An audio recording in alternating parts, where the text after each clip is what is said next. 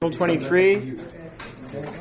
All that stuff in the TV shows and soapy novels. You know, the long-lost son rushing joyfully into his parents' forgiving arms, honey and syrup dripping all over them. It's strictly nonsense. When I walked into the room and shut the door behind me and stood there, the lounge filled with sharp tension. They turned and looked at me, my father's arm slipping from my mother's shoulder. She had a lace hanky in her hand, all wrinkled and damp, and she began to worry it with her fingers. Nobody spoke. I walked over and stood before them in the center of the room. "Hi," I said, immediately, feeling stupid at the emptiness of the greeting. "Let's sit down." I sat immediately in an armchair so nobody would fumble around, not knowing whether to hand out hugs or handshakes. They took the couch opposite me. There was about 8 feet of ugly, worn, beige carpet between us. Silence again. My mother blew her nose. She kept looking at me, then away, like you do at a party when you want to check out a stranger, but you don't want to seem obvious about it. My father unbuttoned his coat and looked at the floor. "How have you been?" he said after clearing his throat noisily. "I'm okay now, thanks," I answered. "I'll be leaving in a couple days." "No, Dr. Brown says you should stay for another week," he said. "I think..." "I'm all right, really," I cut in. "I'll leave when I think I'm ready." "Now listen, Franklin." The old look I knew so well had invaded his face, so I cut off what I knew was going to be in order. "Dad, I'm sorry to interrupt. Let's not start like this, okay?" He accepted that and settled back into the sofa, crossing his ankles, an old habit. The plastic covering squeaked under his weight. Silence again. My mother continued to twist her hanky around and around her thin hands. She began, "Will you be coming home then?" This question was quite a statement. The very fact that she didn't assume I'd come back, or that my father didn't demand it, told me that things had changed, a breakthrough. I realized then, looking at their uncomfortable postures and hesitant, almost embarrassed faces, that they were as confused as I was. Who was this stranger who confronted them, puffing away on a little pipe, sick and bandaged? Was he crazy, as Dr. Brown had probably told them? Would he blow up in front of them, or fall down in a fit? Thank you. Mary once told me that a person who cares least about a relationship controls it. I realized that, if I wanted to, I could control this situation. But I didn't want to. And especially, I didn't want to hurt them anymore or get revenge, or any of that crap. I just wanted to be taken seriously. I thought about what Mrs. Owens had said, and it fit exactly with Mary's advice. I was a different person than the one who left these two parents months, or was it centuries ago. I did not intend to go back. "I don't know," I answered my mother. I don't know what I want to do yet." More silence. "It's not too late to go back to school, Franklin," said my mother hopelessly, like she felt she ought to try at least once. "The university would probably accept you as a late registration. Your father could speak to them." She rushed on. "You could come home, and..." She trailed off after looking at my face. "No, Mom, that's out. Definitely. Besides, I missed my diploma. I didn't write the finals." "They gave it to you on your term work, but you missed the scholarship," said my father bitterly. "I don't care, Dad. I just don't." He looked away, out of the window. This was hard for him. He and my mother had had it all planned, and I wrecked it. "Mom and Dad," I began a new tack, remembering Mrs. Owens, "I want to say something, and I'm not sure how to.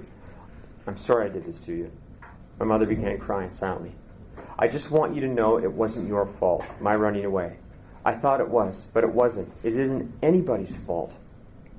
"Oh, Franklin," her voice cracked. "We were afraid you were dead. The police. We had to check all the hospitals. The morgue." She broke down. Then anger swept into her voice.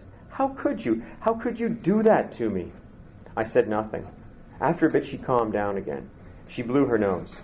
My father shifted unseeing eyes from the window to the tattered arm of the sofa. He began to pick at a rip in the covering. I was shocked to see his chin trembling. A single tear rolled down his broad cheek and plopped onto his lapel, unnoticed. "What was it?" he said in a cracked whisper. "Where did I go wrong? What did I do wrong?" He turned toward me. I had never seen my father so grieved before. "Aw, Dad, don't," I pleaded. "What's the point? There's no use going back. Can't we just put it behind us?" "What's the point? I'll tell you what's the point, Franklin." His voice was rising. I want to know what was so goddamn terrible the way you were brought up. You had everything, brains, the smartest kid in the school, the best of everything, home, family, a promising career, a future. He sort of wound himself down like my mother did. His anger subsided. "Dad," I said as gently as I could, "I was a rich, spoiled, mixed-up, semi-alcoholic teenager who couldn't find his ass with both hands." "You can't blame that on us," hissed my mother. "And you weren't an alcoholic." I'm not blaming it on you, I continued as calmly as I could. Can't you see that? I'm not blaming anything on anybody. Franklin, said my father, you haven't answered my question. I have to know. I'm sorry I jumped on you a minute ago. I understand you're not blaming us, but I have to know what went wrong. It's driving me crazy. Don't you know, Dad? Deep down inside, don't you know?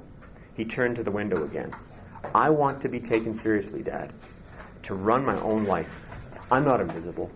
All my life, I've been locked into other people's expectations. Yours, Mom's, my teachers. Everybody wants me to live their lives.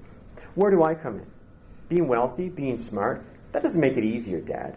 It makes it harder. People expect more from you. And when you don't measure up, if you're just a normal kid, they figure you're letting down the side.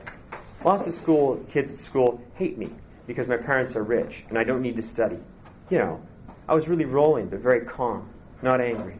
I just wanted them to understand, if I did something well, it was considered natural because I was wealthy. But if I screwed up, then I got credit for the screw up. And the craziest part was, all my life acted like I was king of the world. People acted like I was king of the world, that I had life by the short hairs, but I was just a goddamn slave. I looked at my parents, and I said quietly and with feeling, well, that's over now. My life belongs to me. If you can't accept that, well, it doesn't matter if you accept it or not. I sat back exhausted. I had a coughing fit. My chest still hurt a bit. My father turned to my mother and said, I guess that's that. She nodded. Silence again. They both studied the carpet. They must have been warned not to ask about what I was doing during my absence or where I was, because they said nothing. After a while, they left. As I walked back to the ward, I felt like you do when you tidy up a room that has been messy, so messy it's been bugging you for a long time. And you look it over. It makes you feel a little better, putting your house in some sort of order.